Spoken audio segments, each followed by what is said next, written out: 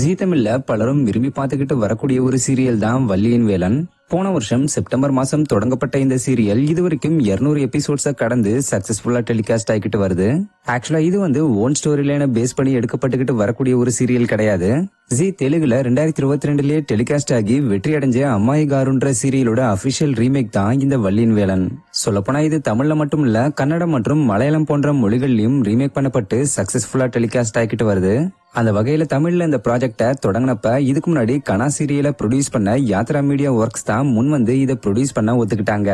மேலும் ஆக்டர் சித்துவும் ஸ்ரே அஞ்சனும் தான் இதுல லீட் ரோல்ல நடிக்க சூஸ் பண்ணப்பட்டு இப்ப நடிச்சுக்கிட்டு வராங்கன்றது இந்த சீரியலை பாக்குற எல்லாருக்குமே கண்டிப்பா தெரிஞ்சிருக்கும். ஆக்சுவலா மேரேஜுக்கு அப்புறம் இவங்க 2 பேரும் சேர்ந்து நடிக்கிற சீரியல் இதுன்றதுனாலேயே பலரும் இந்த சீரியலை விரும்பி பார்க்க ஆரம்பிச்சு இப்பயும் பாத்துக்கிட்டு வராங்க.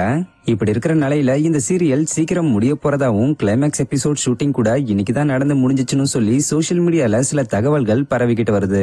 இதை கேள்விப்பட்ட இந்த சீரியலோட ஃபேன்ஸ் எல்லாருக்கும் ஷாக்கிங்கா தான் இருக்கு.